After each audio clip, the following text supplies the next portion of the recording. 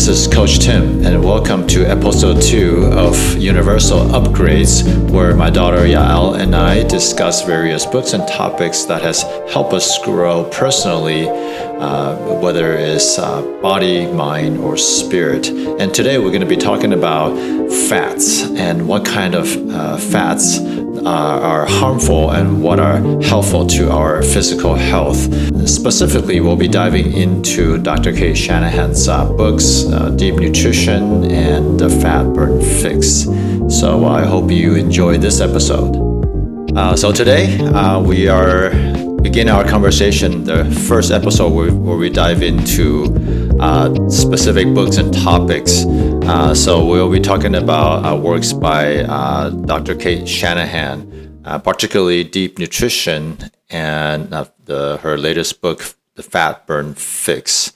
So Yaelle, why don't you tell us maybe why we decided to start this topic in particular? So maybe at least from your perspective.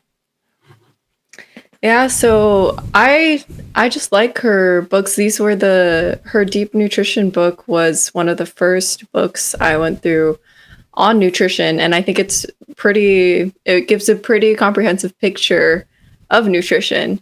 And so, yeah, this was one of the first books I read that talked about, I guess, like nutrition in terms of like optimizing health, and like she gives a good epigenetic perspective on nutrition as well. And so I just wasn't exposed to any of this before. Pretty much my knowledge on nutrition was limited to like the food pyramid, things like that. So this is pretty different. Yeah, and I definitely feel that her information is relevant and, in fact, very helpful because as a health coach, one of the biggest challenges that as people start to want to change their health is, how do I stop damaging myself? Because oftentimes we think that if we just eat more this and that, we have more fiber, or eat more supplements, eat more of these good foods, then we can get better. But the reality is, I think we keep hurting ourselves so our body can never heal. And I think in these books, Dr. Shanahan definitely talked about the biggest sources of these health damages that I think most people are suffering from today.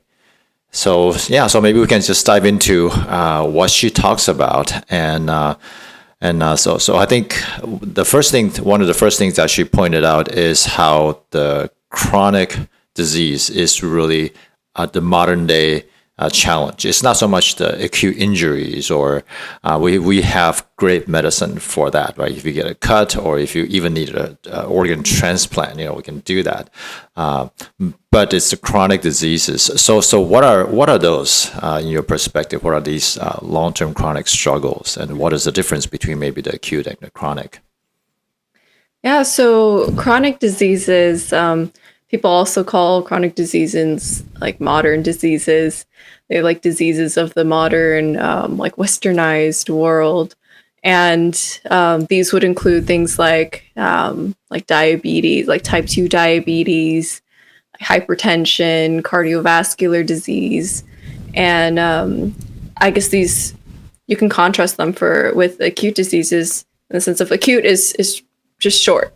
So this could be like an injury or an infection, but chronic diseases are like long-term and generally considered lifelong diseases or illnesses that somebody will have to just work with and deal with.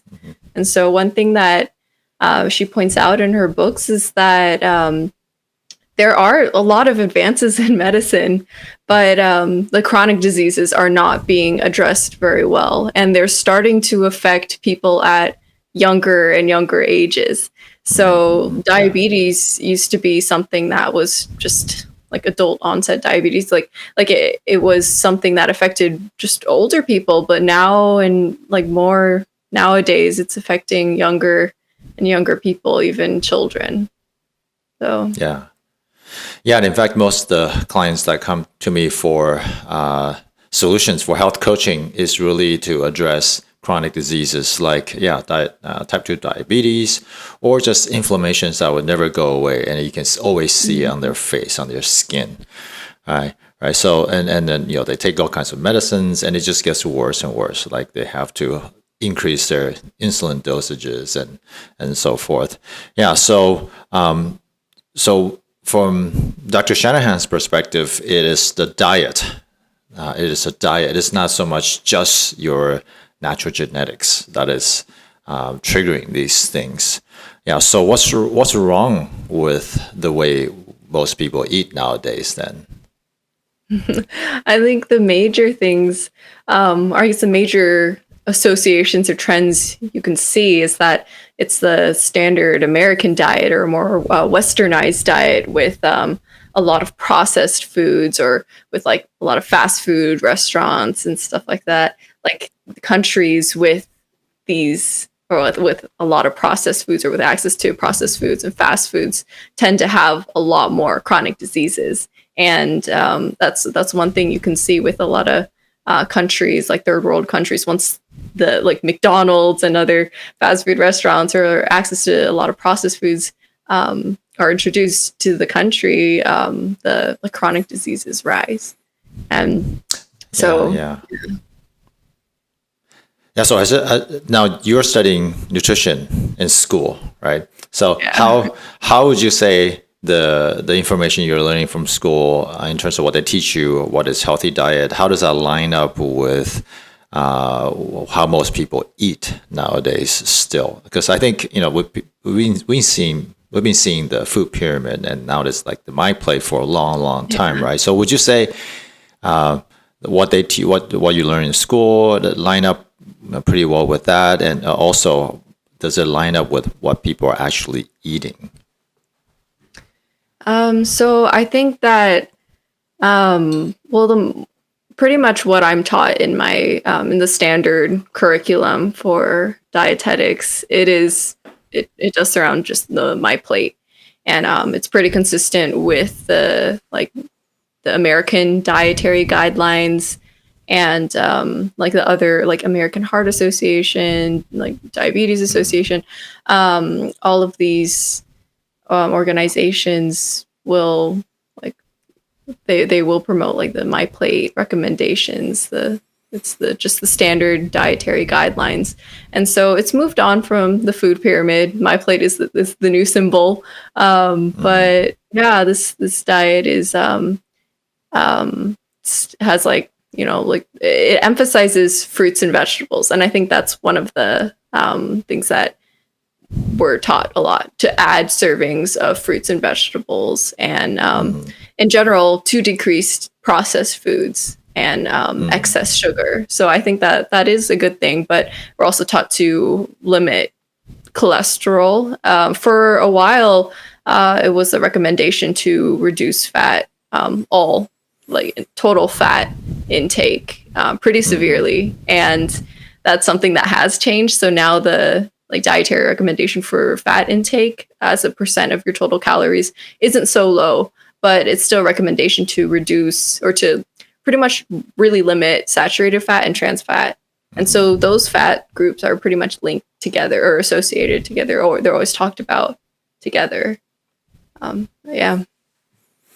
Yeah, and it's interesting how we look at the way we eat, and people are only getting sicker. And I think later on we will look at some of the data that shows that. And even though we have had these guidelines for a long time, 50 maybe plus years. Yeah. What I find is also very fascinating that I have a friend who is a long-term missionary to a very it's an indigenous tribe that had a little contact with Western approach to life out in one of those islands in Papua New Guinea area, and they've been there for more than 10 years, and basically they see that on that little island there's virtually no cancer, no diabetes, right? And then the way they live and eat is they mostly hunt. They preferred the food that they hunt, eating these animals. And if they have to, because they cannot hunt anything or fish anything, they will try to dig up some roots and eat. But that's like survival food. They prefer not to eat that because it's too much effort to get to a place where those plants grow and then try to eat those things, right? And it takes so much more energy to get that. And then the way they eat is mostly animals, fish, boars that they hunt. But they are very, very healthy. I mean, you look at some of the older people, they look like endurance athletes, right? Yeah. And that's kind of, that would be a little bit strange, looking at that from, I guess, a standard like dietary perspective, because like one of the things that we learn is that, we learn our macro percentages. So this is how much like the ratio of carbs to fats to proteins we're supposed to be eating in our diet. And it sounds like they would have a diet that is much higher in protein and fat. But exactly. the standard recommendation for carbohydrate intake is 45 to 65% of the calories. So it's about half of your calories recommended that it comes from carbohydrates. Yeah, it'll be so much work for them to get that much amount of carbohydrates. I think they will overwork. Right? Yeah. So, but then also a lot of people say, well, now it's because of genetics that more people are prone to having diabetes or dementia or these autoimmune diseases and so forth. But I think according to Dr. Shanahan's perspective, that's not necessarily true, right? It's more other environmental factors. So how does that play out? Yeah, so basically, I think that she describes the epigenetics very well, which is basically the like concept of gene expression. So this is how your environment and your lifestyle, say like your activity level or your nutrient intake or your exposure to different environments or toxins or stressors, how those things can shape how your genes are expressed. Because our genetics aren't particularly, like, they're not set in stone per se, because gene expression allows for, I guess, a little bit of wiggle room. So so it's not just your genetics, your outcome. It's not just set. Like, there are things that you can do. Yeah. It seems like definitely there are more people that may be more prone to, let's say, diabetes because their carbohydrate processing capacity is not as good, or maybe their natural insulin sensitivity is not as good. However, we know that environmental factors in terms of what you eat, whether we have excess amount of carbohydrates or limit amount of carbohydrates, can turn on or off that the genetic expression that results or prevents diabetes, right? I think that's, So then the question is, what kind of genetic impact can food have on on us? And I think her explanation includes a lot more. It's not just these chronic diseases, but in fact, these are things that visually we can tell. So what are some of these things that stood out to you as you read the book? It's like what can food and diet impact? How can it impact the way we are?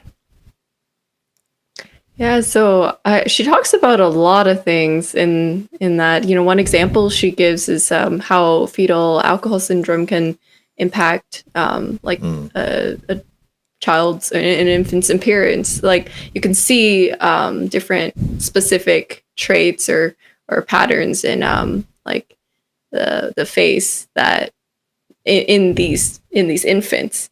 And so that's one pretty clear, pretty strong example of how a mother's diet can impact the child. But she also talks about like facial structure and like bone density, or like and size of like humans, and different things like height. But Yeah, personally, for the past more than 10 years, I work in Taiwan in a nonprofit that serves adults with intellectual disabilities. Now, of course, what they suffer or struggle with is not just the more limited intellectual capacity, but you can see that they also suffer a lot of various health challenges, as well as other emotional challenges. And obviously, we know that this particular population is, they have much clearer, damage in terms of their genetics from birth, and this is not so much environmental factor. But even with this population, we realize that better environmental conditions, even things like just having social inclusion, living out in a community versus in an institution, better food, better exercise, you can see their vibrancy change. So even that with very severe, much more severe genetic damage, you can still improve their outcome with these external factors, right? So even the way they look. Now sometimes maybe people will say that, well, we don't want to overemphasize appearance, right? Because society tends to do that too much already, and that's true. However, I also think that we cannot deny that physical features, are indications of health in some ways, right? So maybe she will. Dr. Shanahan has things that may be more not so PC just to say nowadays, but I think it's still important, right? I mean, I don't know for your generation, how would you try to describe this kind of epigenetic influence to somebody in a way that is not offensive? I don't know how we do that.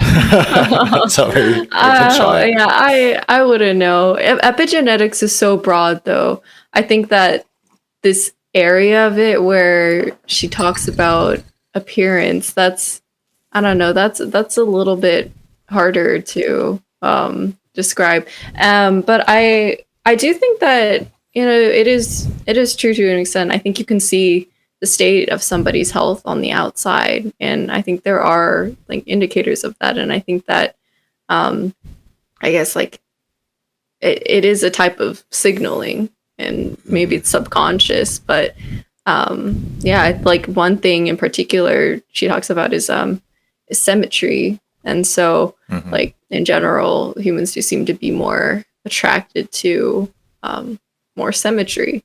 And so like maybe somebody's face is more symmetrical, and it's shown. And she has she has a section in her book where she writes about like she has a picture of how somebody like what somebody's brainwaves look like, the EEG pattern of the somebody's brain when they're looking at somebody whose face is very symmetrical versus something that is not so symmetrical. Actually, I think this example is not with somebody's face, but like a symmetrical pattern versus a more messy pattern. And then she like expands that to describe like symmetry in the human body. But I'm not too. I think epigenetically you can maybe draw a connection to that, but yeah, I think also it is also genetics from like the mother to the child. Yeah. I mean, we are all naturally attracted, I think, just initially, at least, to people that physically look healthier, right? And that's maybe like a skin glow, the facial structure, and so forth. But in terms of the population that I work with, even from before, with people with special needs or now adults with health, we see that there's a lot of functional factors that play into this as well. Like if your facial structure, if your jaws are generally wider and your nasal cavity is fuller, you breathe better. And better breathing definitely allows better functioning, not just with your heart and lung, which is obvious, but also your nervous system. A lot of the individuals with anxiety have just bad breathing patterns, and that's oftentimes impacted by the structure of their face and their mouth and teeth and so forth. So I think there's functional differences, and those we know that can be impacted with nutrition as well as some other habits. But nutrition is a huge thing. Yeah. Yeah. So what's the solution? What's the problem? Like I said, my coaching approach is to stop the damage first. So according to her, what's the worst thing? What are the things that we must avoid? Well, a couple of major problems she describes in terms of nutrition or diet is vegetable oil intake and excess sugar. So I don't know do you want to talk a little bit about, I guess, the impact excess sugar can have on our health? Yeah, maybe you can start with the sugar piece. It's no more free Krispy Kreme donuts after you get your vaccine, right? So maybe we should avoid those. Okay, so sugar. Yeah, what's wrong with sugar? Okay, so I guess sugar in general, excess sugar, and we see this more. Is this kind of a modern thing with, I guess, the availability of a lot of processed foods or like refined sugar products, like cane sugar, corn syrup. That's a pretty major one. It seems that in the past, in older lifestyle like hunter-gatherer lifestyles, or even not too long ago, you can talk about just even a couple 100 years ago, we didn't have access to such quantities of sugar, and so it seems that too much of it all at once, which is pretty common in the standard American diet through things like sodas or like donuts. A lot of processed foods have a lot of sugar packed into it. Seems like that has a negative impact on, well, specifically a couple major things are our insulin sensitivity, our ability to process these sugars, and this seems to pretty much create inflammation in the system because we're not able to process so much all at once. Mm-hmm. Yeah, that's the first evil, right? And I think most people realize it, but it's just so addictive. It's so hard to stop. And however, it also has such negative impact because we know that reduction in insulin sensitivity means a lot of other signaling is also weakened, and so things like signals that turn on our immunity, immune function, so forth, that's also reduced because I think insulin is a important signal for that as well. So yeah, so it's definitely associated with diabetes and even I think some people call Alzheimer's type 3 diabetes, right? Or diabetes of the brain, right? Mm-hmm. Yeah. And this all seems to go back to that insulin sensitivity, or lack of insulin sensitivity, which is one of the key characteristics of metabolic disease. Yeah. So how do we shift? I think she talked about the history a little bit, right? How do we shift from a society that did not have that much sugar or carbohydrate into one where that is the majority of our caloric intake? I don't quite remember about all specifically like the detailed history, but I know a lot of the beginning of the production of monocrops, which corn, where we get corn syrup from, is one of them started. I don't think any of this like things that are hurting our health came from bad intentions, but a lot of it did come from, just wanting to be more efficient in the production of food and feeding people. A lot of it was trying to feed the world, help support third world countries and end hunger.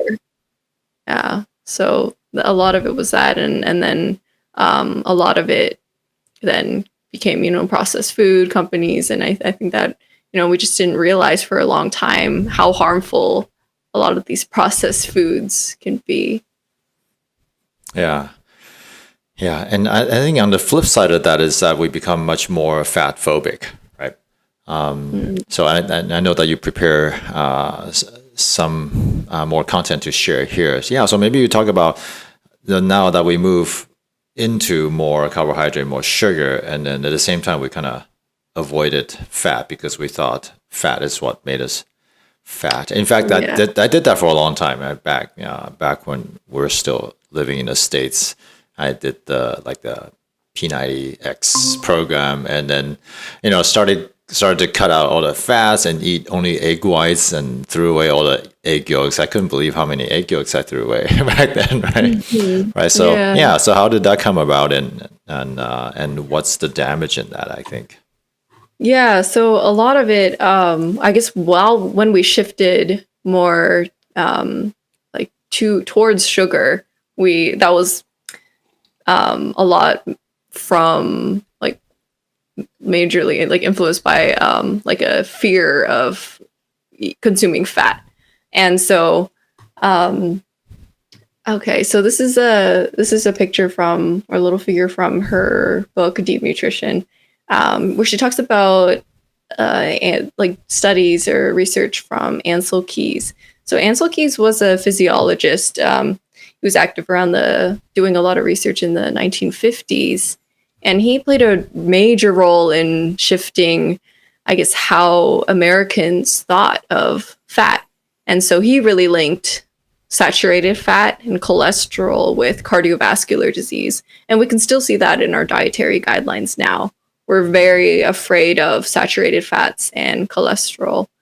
And so pretty much she compares a little bit about his data to a more fuller set of data. But basically, he used this you can see on the figure on the little graph on the right, from his 6 countries, that he linked the percent of dietary calories from fat to heart disease and cardiovascular disease related deaths. And so so she points out here that a fuller set of data actually doesn't support this direct trend or this direct association with fat and cardiovascular disease. And she also points out that margarine wasn't really taken into account, or say trans fats, or the linoleic acids, omega-6, of polyunsaturated fats.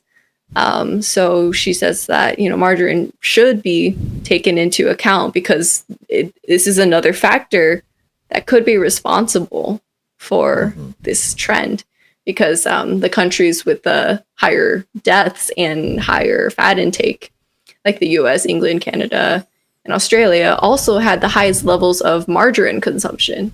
So maybe this was falsely attributed. And so a little bit more about this idea.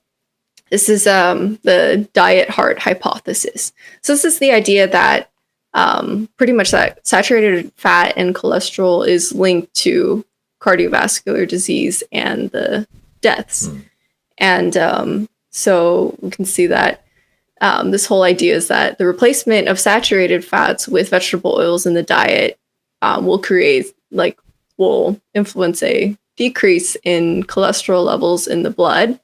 And then that is supposed to reduce the coronary heart disease and the deaths. But this is from this figure is actually from a study analyzing the unpublished data from a really large randomized controlled trial study that Keys was actually involved in. And so this was unpublished for a while. The full the whole study wasn't published for a while until after his death. But basically, it shows, which is really ironic, it shows in his own data that there's actually not really a connection there. So there is a connection, the solid line from A to B. It shows that, consuming less saturated fats in the diet will reduce serum cholesterol levels, but there isn't a solid connection, and there isn't solid evidence showing that like a reduction in serum cholesterol levels is associated with like less cardiac events. And so you can't really draw the connection from A to C that replacing saturated fat with vegetable oils will reduce cardiovascular disease. So yeah, that's the there's our body actually requires a lot of cholesterol, and how much it needs I'm not sure we entirely know, I think, even now. But we do know that it is critical for lots of various functions, including the brain, manufacturing of hormones, and so every single cell structure requires cholesterol, right? So in our cell membranes, But this is more from that study. They basically, in the results section, researchers say that no mortality benefit there was no mortality benefit for the intervention group, which was the group that replaced saturated fat with vegetable oils, and that there was actually a 22% higher risk of death for each 30 milligram per deciliter reduction in serum cholesterol. So in a sense, there's almost like a negative association, or almost the opposite. There are other studies now that also indicate that increased dietary cholesterol does not equal increased cardiovascular events. And so, these are just a couple quotes from a couple different studies. The first one is from a meta-analysis. So they're reviewing a lot of different studies, and basically they found that the higher intake of cholesterol was not associated with increased risk of incident cardiovascular disease. And the second one says that epidemiological data do not support a link between dietary cholesterol and cardiovascular disease. So we see that, even though our dietary guidelines really function based off of, I guess, the assumption that dietary cholesterol will create cardiovascular disease, even though those are dietary guidelines, the research doesn't necessarily fully support that. It doesn't go all the way from point A to point B to point C. So maybe it affects our blood cholesterol levels, but our blood cholesterol levels and our intake of saturated fat you can't draw a connection between those things and actual outcomes of cardiovascular disease. Yeah, wasn't there an adjustment in the egg intake guidelines a few years ago? Because I think I remember we were told before that I think you cannot have more than like 3-4 eggs a week or something, maybe even less. I don't remember. But now I think that just kind of disappeared, right? That quietly disappeared. Yeah, these things are kind of slowly changing. Like I said, that's another example, like the one I said earlier, how the recommendation for total fat intake was a lot lower before. And I think it's interesting because I think we like to see these dietary guidelines as set in stone. We like to think that we know everything now, but these dietary guidelines are changing, and it's really, we don't know everything yet. So maybe I think it's good to have a little room to question. Like one thing we can look at is compare our dietary guidelines, the American dietary guidelines, to Canada's dietary guidelines. And Canada tends to, or like the cardiovascular disease association in Canada, the general dietary guidelines are a little nicer to saturated fats and cholesterol. Like in some of the statements that they have, they will say that, like also the other variables in your diet affect these things, affect cardiovascular disease. It's not solely like how much like cholesterol or saturated fat you're intaking. So yeah, I don't know if you have the graph for the cholesterol and death mortality. Yeah, I was giving a workshop here at Bosque a couple of days ago on the carnivore diet. So of course, if you're eating only meat and and doing that for a while, people are always asking, well, what about your cholesterol? Isn't your cholesterol going to shoot up?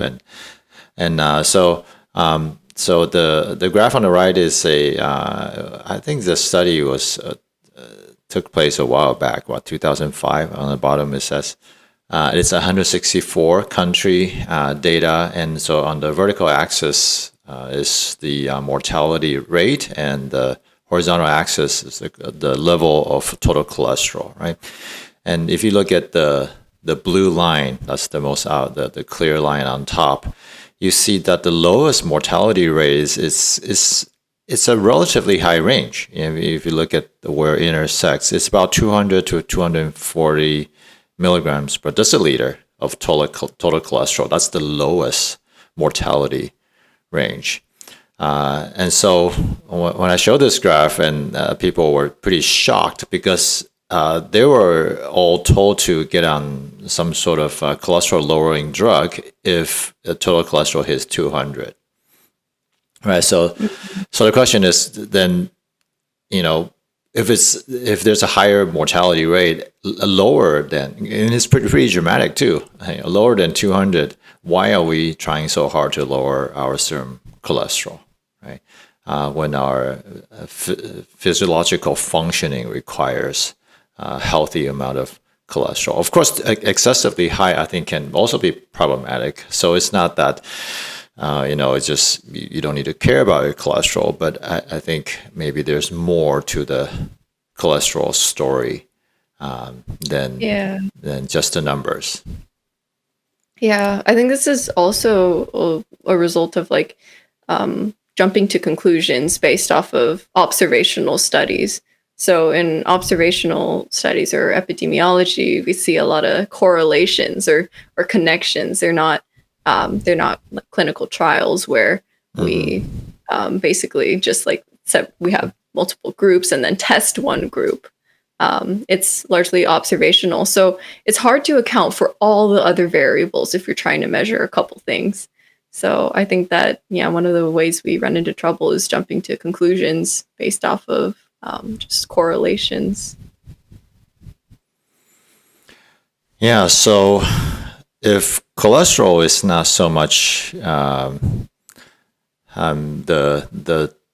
I guess like the biggest villain. I mean, it can be a problem, but that's not the only thing. And then we're told that we gotta reduce these saturated fats and replace it with polyunsaturated fats.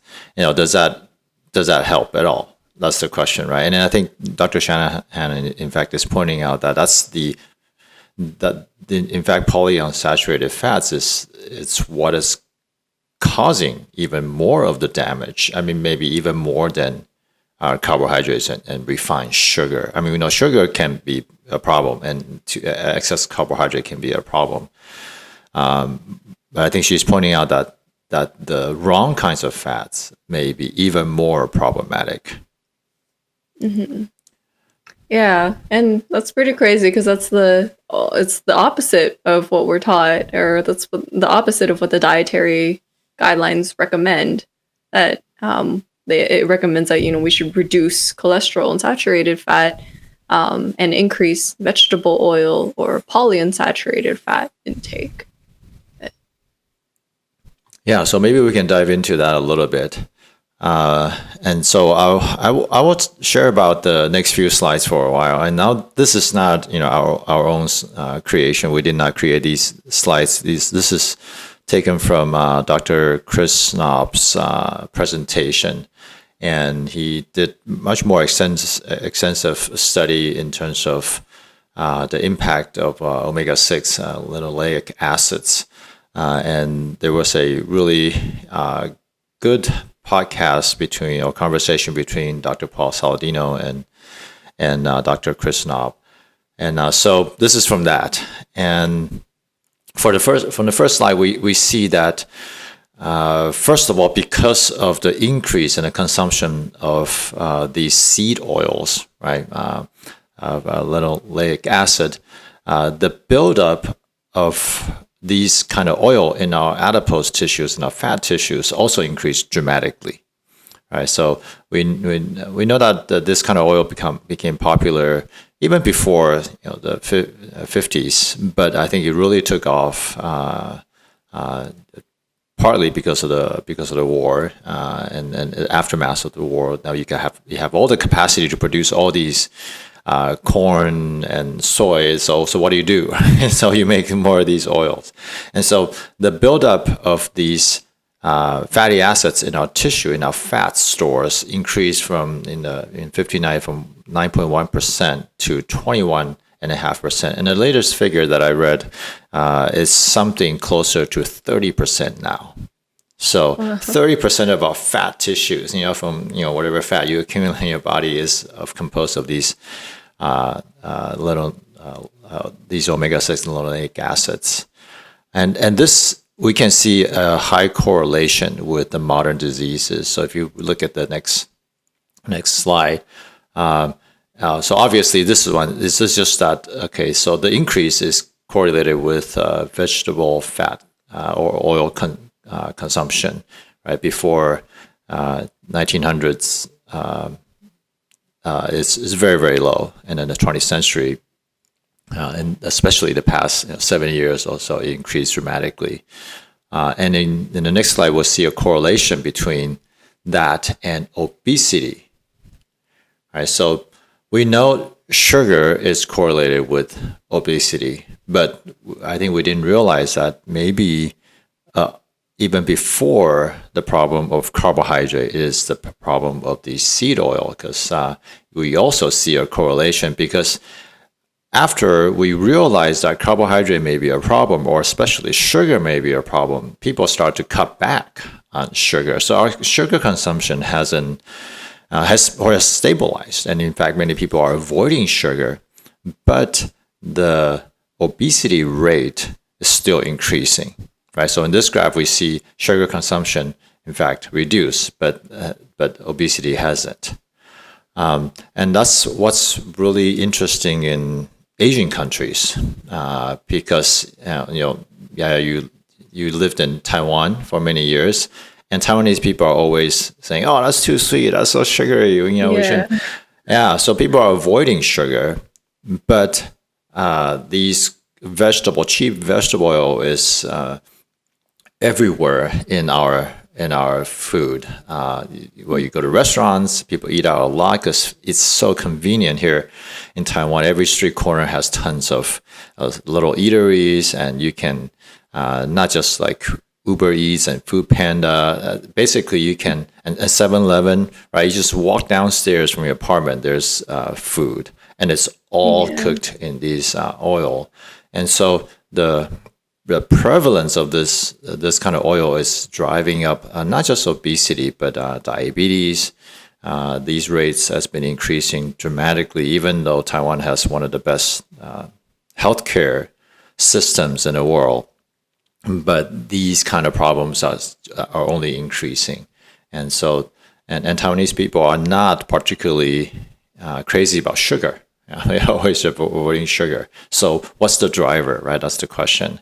And it seems like these seed oil is the culprit here. Yeah. So I don't know what the next slide shows. So next slide. This is Dr. Cate Shanahan's. I think it's also in the book, right? Yeah. So we see that various fats like butter and lard is relatively stable. It's not. We don't see increase. In fact, we see a decrease because people are avoiding saturated fat. And even carbohydrate amount, I mean, there's a bump, but still is stabilized. But seed oils is just shooting up, and the chronic disease rates are shooting up. So there's, in fact, a much higher correlation. Of course, these are observational studies. You can only see correlation. You cannot see causation. But at the same time, without correlation, you cannot determine causation also, right? So obviously carbohydrate and diabetes, there's some correlation. It's pretty strong correlation. But then there are also times where the correlation isn't quite there because carbohydrate and sugar consumption has been dropping. Yeah, but the chronic diseases are still going up. But that correlates better with the seed oil. Mm-hmm. Now, so it's pretty crazy when I tell people that, and usually for health coaching, this is the hardest thing to eliminate, but it's also the most crucial because a convenience factor is in everything we eat. If you eat out, if you don't cook yourself, basically every restaurant, that's the kind of oil they use is cheap. Every packaged food and processed food, that's the kind of oil they use because it's cheap. Mm-hmm. Yeah. Yeah, so here we can see a little bit about, so omega-6s are linoleic acids. They're the polyunsaturated fats. They're the vegetable oils in all of these processed foods and everybody's cooking oils. And you can see that chemically, the impact that they have in the body is an inflammatory effect. Cause inflammation, vasoconstriction, platelet aggregation. And so, yeah, we can generally see that they're pretty inflammatory. And so this is just an example directly of the impact that they're having inside the body. And this is a cute picture from her book, In Deep Nutrition. And yeah, she's showing that like these damaged fats, or that these fats that are these omega-6s, these vegetable oils, they're very prone to oxidation. And so even like trans fats are also like very, very, very harmful.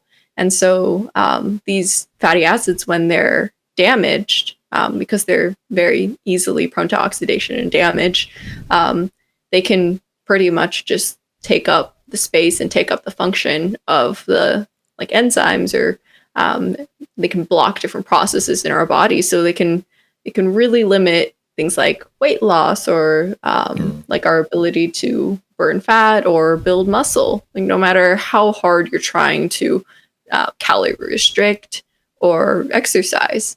And so it seems that these do have a pretty large impact on our health, and kind of shows that, a calorie is not a calorie. There are different kinds of foods. And this is her whole idea about epigenetics, that food it's information. It's signaling your body. It's signaling in your body. It impacts your gene expression, how your body functions. It's not just a matter of a fat is however many calories, and a carbohydrate is this many calories. So yeah, what I'm finding is that all these negative impacts can also accumulate and amplify their impact. Their effect on health. The earlier graph, we see that a lot of people nowadays have really high percentage of their stored body fat as omega-6s. Now, they're polyunsaturated because they have more of these double bonds where oxygen molecules can attach to and oxidize, right? And what I'm finding is that these people also tend to not use oxygen very efficiently. You can tell from the way they breathe. Their breathing rate is high, so their CO2 tolerance is low, and CO2 is crucial in mobilizing the utilization of oxygen. So what happens is they overbreathe. They have more oxygen molecules in their body, and that tend to also react to these fatty acids. So what we end up doing is carrying all these oxidized fats in our body. And people talk about, well, when you have excess body fat, basically you are storing inflammation in these fat molecules, right? And that's what we're seeing. And that's what I'm seeing. So, and I remember this person who has been on a pretty strict, very restrictive in terms of the type of fat that she's been consuming. She's only cooking at home. Once in a while, her son wants a cheat day, but she's been limiting herself from these cheat days when they go out to eat. So she's been eating clean, and you can see her skin just change. And just since January, and right now it's March, she still has a lot of excess body fat, and which she's working on. But then you can start to see the change already. The skin quality, the skin tone, her energy level, and then also she also knows when she eats these PUFAs, when she eats out, she definitely can feel the negative impact. Right. Yeah. Yeah. I mean, even me too. Like I noticed that when I do eat out too much, or if I eat fried foods in particular, which fried foods are always fried in vegetable oils and in PUFAs and in polyunsaturated fatty acids. And I noticed that I always get acne after I eat these foods. So yeah, because acne is, or like redness of the skin, it is a sign of inflammation. Yeah. Yeah. So PUFA, inflammatory, and it's also very difficult to utilize. I don't know if we prepared this slide, but I don't think I did. I don't think we did. But I remember Dr. Shanahan also has a slide. I think it's in the Fat Burn Fix book, where she look at the utilization or the efficiency of various fats and how much your body can access the stored calories. And saturated fats is basically you have good access. It's a very high level. And I think monounsaturated fat is also very high. So fats from things like olive oil, butter, these are, olive oil has more monounsaturated, and butter has more saturated. Your body can use them very efficiently. But these PUFAs, I think the utilization rate is only maybe about half. So now you have all these calories that you have no access to. So you use half of it, but then the other half has to go somewhere and they get stored. So it's much easier to store and accumulate body fat when we are over consuming PUFAs, and then they stay in us and they get oxidized and they turn inflammatory, and then now our whole body is inflammatory. And so what I'm finding is that people that have been following ketogenic diet that I've been coaching, they initially lose a lot of weight, but mainly from reducing inflammation, because then their body is getting rid of the excess water accumulation. And it's not necessarily true fat weight yet, but still that is very good because you're reducing your inflammation. And then they start to be able to burn off those stored body fat as well. Yeah. So. Yeah. Do you think you could, name some of the what these vegetable oils are? Some of the most common vegetable oils, these PUFAs. What all the restaurants use in Taiwan, and I think probably in America as well, soybean oil. U.S. is probably the largest soybean producer in the world, right? And in Taiwan, people love soy, soy everything. So that's a huge source. Soybean oil, the vegetable oils, even things like other type of seed oils. Corn, I think, is another huge one. Soy, corn. Maybe in the U.S. is lesser extent peanut oil, but Taiwan peanut oil is pretty common. Sunflower seed oil, even like grape seed oil, or rapeseed oil, which is canola. I think it's canola oil. Yeah. So these are all very common ones, and and sometimes it's a mixture of that. And a lot of the supposedly olive oil you buy, it's a blend of these things with a little bit of olive oil, so that's not necessarily good either. So these are everywhere in our diet. Yeah, and what about some of the fats that you would use to cook with? Yeah, so I think that's maybe what we can dive into then, because then Dr. Shanahan talks about then what if we are taking these things out, what do we eat instead, right?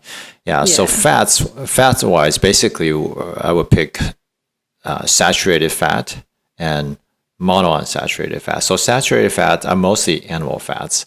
I cook with butter, ghee mostly. These are the two top ones.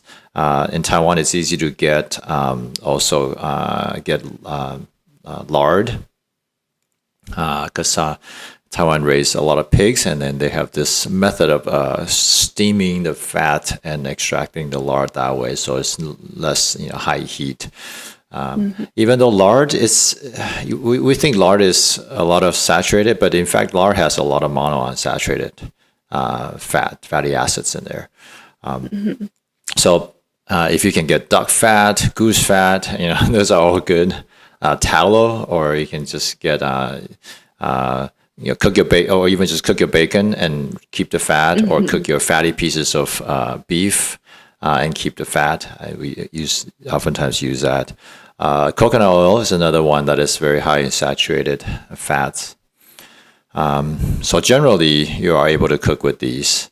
Now, there are other fats that we can consume, but maybe not necessarily cook with. So that's more the olive oil. You can, lower temperature is probably still okay, but oftentimes we just consume it directly over as a dressing or something like that. Avocado oil is also pretty good. You can cook. It does allow for higher heat, I think. Yeah, it has a higher smoke point. Yeah. So basically, try to stay with the animals or stay with the oils that's extracted from the fruits, not from the seeds of the plant. Yeah. So it seems like this diet would be a diet higher in meats or animal meats, where you would be able to use and consume the like animal protein and the animal fat that comes with it. Now, what about carbohydrates though? What carbohydrates do you have in your diet? What are the things that you might avoid and some things that you would allow? Yeah, when I'm coaching, I always tell people basically anything that is highly processed, you avoid. Then that will allow us to avoid the highly processed carbohydrates and fats. Yeah. But specifically to the carb, what we don't want is the simple sugars or very broken down type of carbohydrates. Like even we think, okay, flour, maybe even like whole wheat flour, but that's still very broken down because it's milled, it's ground up, and it's your body can take that in really quickly. It's not a whole lot different from sugar. So anything that is quickly absorbed. But in terms of how fast these things absorb, I think liquid form of carbohydrate is definitely the worst, because basically the instant you drink it, your blood sugar will spike. So sugary drinks, soda, in Taiwan will be all these tea drinks, and that is everywhere, these tea vendors. Right, so like milk tea is probably the worst because you got a combination of these quick sugars and these. Okay, first of all, milk tea, people don't use milk. They use creamer, which is a vegetable oil based. That's what you use to create that creamy taste. Milk itself is actually not creamy enough. So I know because I used to run a food service with the disability services as part of the shelter workshop, and we used to sell milk tea, and That's before I knew any of this stuff. So that's why we use creamer. And tasted good, but people love it, but it's horrible for your health. Yeah. So simple sugars, liquid sugars definitely, and then simple carbohydrates such as things made with milled flours, any kind of corn flour, wheat flour, so bread, pasta type of things. Mm-hmm. Yeah, and so I guess instead of those things, like, do you still have carbs in your diet though? Like when you do consume carbs, what are your choice? Yeah, personally, is very, very limited. Since I've been on more of a carnivore-ish diet, I haven't eaten much. But once in a while, if I'm doing high-intensity training, I might add some honey, add some fruit with the peels taken off, the most toxic parts of the plant taken off. I've been, for a lot of people, things like sweet potatoes, squash, pumpkins are probably pretty good. But for me, I avoid sweet potatoes because of oxalates, because I have kidney stone issues. If I'm not careful, I will get kidney stones. So for a lot of people, these kind of more starchy vegetables are good, or roots are okay. But for me, if I really need carbohydrate, I add some fruit and honey. And I do once in a while eat bread, but it's sourdough bread because the fermentation process does something to it. And that's one of, I think, Dr. Shanahan's principles, right? Eating the fermented food. But we'll dive into that later. I think maybe you can talk about what her recommendations are later. Yes, but in terms of starches, if I do use it, it's generally honey, fruits, and maybe some or fermented vegetables, and maybe some sourdough. Mm-hmm. Yeah, and that's pretty interesting. I think there is a little bit of like, people generally don't like agree too much on, I guess, like carbohydrates. A lot of people are on the like no carb camp or in the no carb camp, and then some people are like, it's totally fine. And I think that a more traditional view, I think, like brown rice and whole wheat bread, for example, like whole grain products are considered complex carbohydrates. And I think that's why, Cate Shanahan, I think she's the one who distinguishes it by like describing these carbohydrates to consume as slow carbs rather than like complex carbs, because wheat, like whole wheat bread and products are still considered like complex carbohydrates. And so, do you have any insight on that in terms of, I guess, the glycemic response, or like what kind of immediate impact that those foods have on the system and blood sugars versus, say, sourdough? Yeah. So, because I do run a bakery, and we mainly make sourdough-based or low-carb, ketogenic diet-friendly breads, or some gluten-free breads. For that particular population. So I tested, I'm like right now I'm wearing a CGM. So I read it with this, and you can see what my blood glucose 79. It's like, it's barely in the black. Like, it's been red for this whole morning. It's been warning me, saying, "Oh, blood sugar is too low." But anyways, so I wear that, and I even did a video trying out all kinds of different breads, and particularly breads. So definitely, I know that in terms of glycemic response, any kind of conventional bread is terrible. It will just shoot up, and oftentimes even stay for a long time.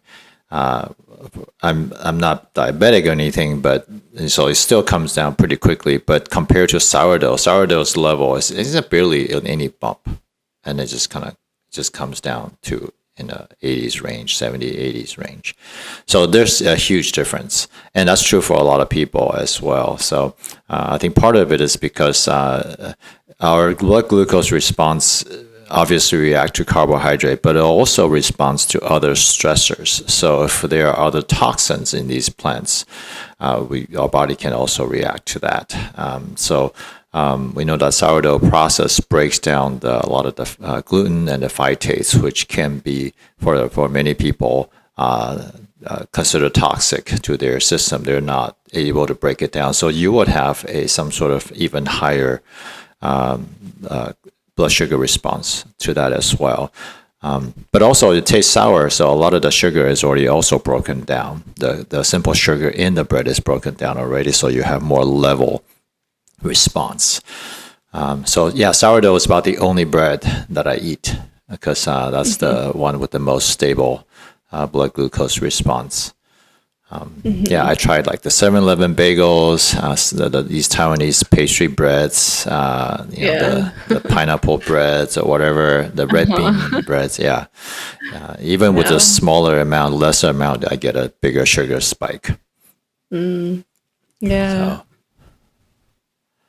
guess just one more thing to show that not all the calories are created equal. So, according to Dr. Shanahan, then how do we pick what we eat and why? So maybe you can share with us her recommendations. So she has what she calls the 4 pillars of health. So the first one is bone-in meat. So eating meat or cooking meat, roasting meat on the bone. And then she has the second pillar, organs, third pillar, fermented or sprouted foods, and then the fourth pillar, fresh foods. So, a little bit about the bone-in meat. I think that a lot of this and a lot of, all the other pillars of health, they really, I guess, capture just eating natural foods and whole foods. And so a little bit about what she talks about in her section on eating meat on the bone is that, getting all the extra nutrients that are in the bones. And so I guess one of the ways that we do this is we like to drink bone broth, or we like to make bone broth at home. Sometimes we'll do, like, if we roast chicken, then we'll just save the bones and then make a bone broth afterwards, or we'll get like pork bones or beef bones and then just boil that, and then just boil that for hours and then just make a bone broth at home. I always go to the market and pick up bones. So it's easy here in Taiwan. Just walk out to the local market and just grab these huge pork bones, and they'll cut it up for you and just throw it in a pot with some chicken carcass. You can also buy chicken carcass in the market here. So it's very nice. Here it's a bit harder to find. They sell like prepackaged like cartons of bone broth, but I don't know. I actually haven't tried any of those before. I always just make it at home, so I'll have to go like to Asian market or more. Like a smaller market, not standard grocery stores here to be able to find bones or just like different parts of the animal, like the organs. Those can be a bit harder to find here too. But her second pillar is organs, eating organ meats, and one of the reasons why is that organ meats are almost like superfoods. They're like there's so much hype surrounding superfoods like goji berries or like different plants, but actually we're finding that organ meats are almost like a hidden, underrepresented superfood. They're very, very nutrient dense. So here's a comparison of how like the micronutrient breakdown of 100 grams of beef liver versus red meat, carrots, and apple. And so it's huge. Yeah, you can see that you're actually getting a lot of nutrients, micronutrients in just a 100-gram serving of beef liver. And so, yeah, it's pretty crazy, but I think that it is difficult for people to eat. And for me, even like I think I'm starting to get used to the taste of liver. I'm just starting, and it's been like at least a couple years. It's definitely an acquired taste, but yeah, it's very good, very nutrient dense. Yeah, especially in the B vitamin family, the B, you got listed B6, B12, but also folic acid, biotin. These are all riboflavin. These are all B complex or B family of vitamins. Yeah. So, and this is what most people are lacking. Really lacking, and it's just hard to get enough bioavailable forms of these. Even supplementation, we end up peeing out most of it. It's all like, you take B vitamin complex and your pee turns yellow, right? So it's just you're not really absorbed. But you don't get that when you eat liver. So. Yeah. So that's another, I guess, another principle in eating foods in nature's package. So like you can look at this in terms of like eating beef liver or like eating a meat product. It will have a little bit of fat in it because, the fat and protein usually come together in animal products. And that really helps with the fat soluble vitamins. And so, naturally some vitamins are water soluble, some vitamins are fat soluble. And so eating this in, I guess, the natural package with fat in it helps for absorption or the bioavailability of these micronutrients. So can be pretty beneficial just to eat it from, I guess, the natural package in meat or organ meats. So yeah, and even vitamin A, right? We always, for our let's say eye health or something like that, we want to get vitamin A, and yeah, just beef has just tremendous amount of bioavailable vitamin A.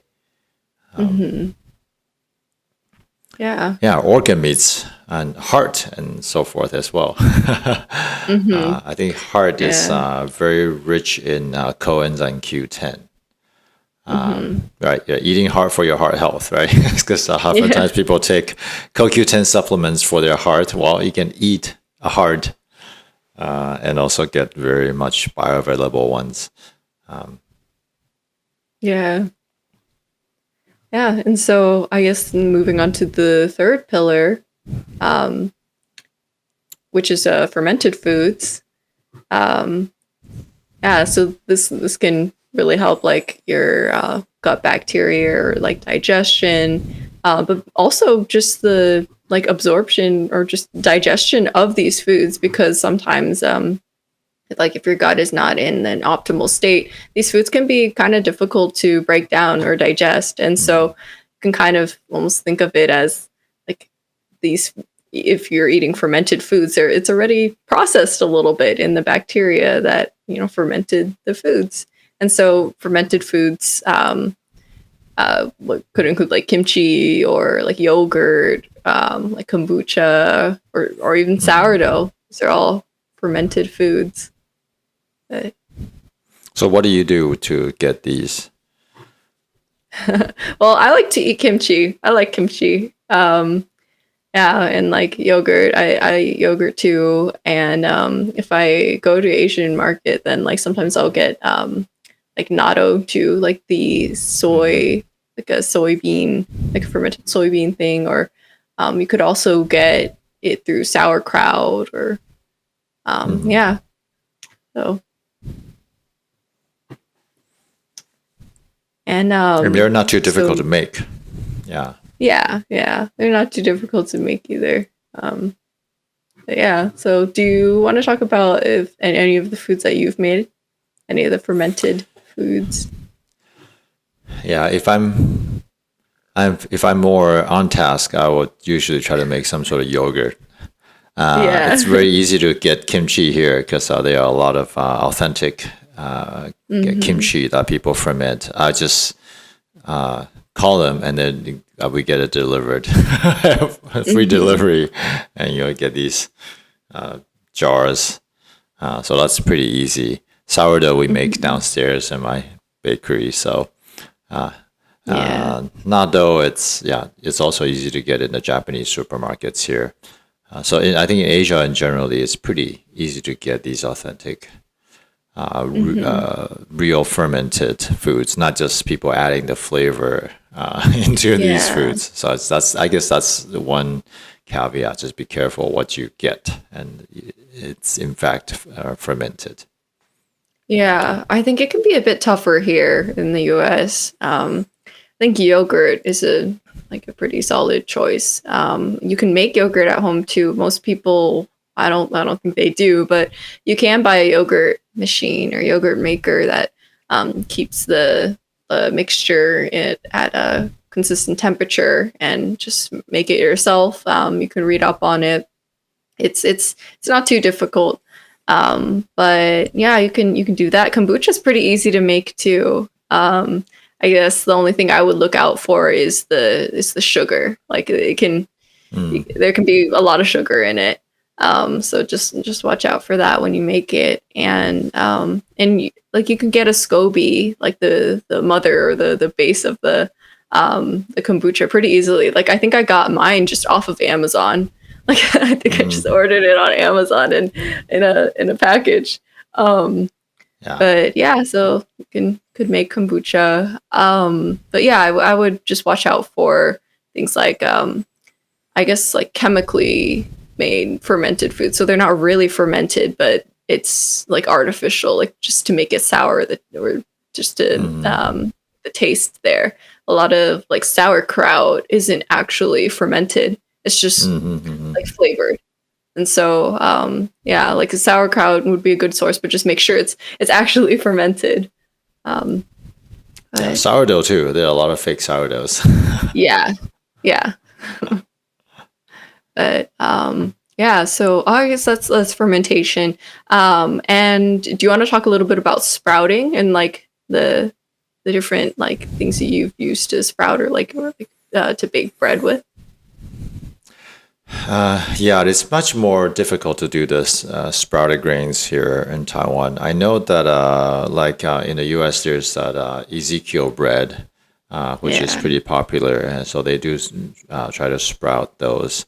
I sprouted some buckwheat, or just some wheat, and so the wheat kernels. But then it's difficult to melt those and make them into flour. So generally, I don't do a whole lot of that in the bread. But we would sometimes try to sprout some seeds, red beans, green beans, and you can cook red bean soup or green bean soup if you really want to have some beans and legumes and so forth. You can try to sprout those before you cook them, and still pressure cook them for a long time to break down the lectins inside. So these plant toxins, sprouting can reduce some of that. Soaking can reduce some of that. So usually we'll try to soak for at least 6 to 8 hours, and dump the water to get rid of some of the saponins. Even things like quinoa. Quinoa is actually very high in saponin. So you want to definitely soak that and sprout that if possible.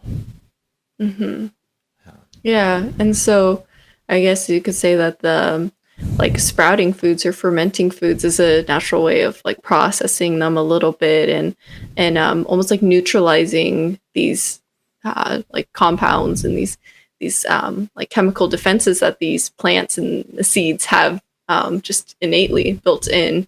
It kind of neutralizes them or can like process them a little more. So like these vegetables or legumes can be more easily digested. So because that's why we would try to choose some fermented and sprouted foods. And her fourth pillar is fresh food. And so I think that this largely encompasses like eating local foods and eating seasonally. And so this would be like trying to source from guess just like source local foods and eat the foods that are in season at any given time. And could you talk about a little bit about like why we would do that? Yeah, genetically, that also makes sense because, we heard about the concept of circadian rhythm, right, on the daily cycle. But our body also has these longer seasonal rhythms. So if we are eating fruits and vegetables that are in season, I think your body tend to process and tolerate that. And also it will naturally have these feast and famine cycles. And these natural cycles as well as stressors allow our, especially the metabolic function to stay flexible. So sometimes, during summer, you can consume more fruits because that's where naturally, especially the local fruits, because they'll be more ripe, and they generally will be sweeter. And so your body can learn how to use carbohydrates efficiently. But in winter months, you naturally reduce the amount of these carbohydrates, and so your body kind of go into a slight carbohydrate deficit or a bit of a famine mode, and learn how to use store fats, metabolize fat more efficiently. So that natural cycle will allow our body to remain metabolically flexible, which is what we want. So I'm not always staying ketosis, so you can have these cycles. So that's why eating local and seasonal is important. Also, genetically, I think where you are from, you're probably more suitable in terms of eating the plants that are in that region. Though that may be a less, I guess, a smaller impact or less of a factor since we're so genetically diverse nowadays, because we travel, But in terms of the seasonal cycles, as to food and carb availability, I think that does make a difference. Mm-hmm. Yeah. So she definitely has a lot of good stuff, and so I think if you're listening to this, I would definitely encourage you to consider how do we stop the damage first. I mean, really avoid these PUFAs, excess amount of PUFAs, and cut down on these refined carbohydrates for sure. So our body has a chance to get rid of these damaged cells, these excess stored PUFAs in our fats, reduce the inflammation so our body can begin the process of healing, and then implement these 4 pillars of health: eating meat on the bones, eating organ meats, basically nose to tail, right? Eating fermented and sprouted foods, and eating local and seasonal. I think these things, after we stop the damage, then these practices can help our body restore and recover. And so that's definitely our personal experience as well. Yeah. Yeah, I think like one of the first things I tried, like it was definitely like not just overnight. All of these changes did not happen overnight. I think the first thing I changed, I think it was just limiting sugar. So it wasn't even all sugar, like all carbohydrates. It was only limiting or getting rid of excess sugar or added sugars. So I stopped drinking like a lot of like tea drinks or sodas or a lot of processed foods too. I just said any food with added sugar, I wouldn't eat. And so that innately just limited me to a lot of fresh foods or foods that I cooked myself, or like home cooked foods, and or just fruit. So that still has sugar, but it's very difficult to get the like equivalent amount of sugar in a can of Coke from just whole oranges, for example. So you'd have to eat a ton of oranges, and you'd be pretty full if you wanted to get the same amount of sugar. And so just that simple change, like I think that was the first thing I did. And another step I took, like it was pretty natural after limiting added sugars, was just getting rid of all processed foods. So I stopped eating packaged foods and like chips or like packaged like breads and and foods that I would just like buy quickly, like out from the store, or, like crackers and anything like that. Like I just limited processed foods. And then, you know, instead of that, I had to eat more whole foods. And so, yeah, I think those are a couple pretty simple, pretty easy steps. Good. And so hopefully this has been an informative episode on these two books, and I'll encourage you to get out and buy a copy or something and just read up. There's definitely a lot more details that we can cover. So these are some of our own takeaways, and I hope you enjoyed this episode. Yeah, thanks for listening.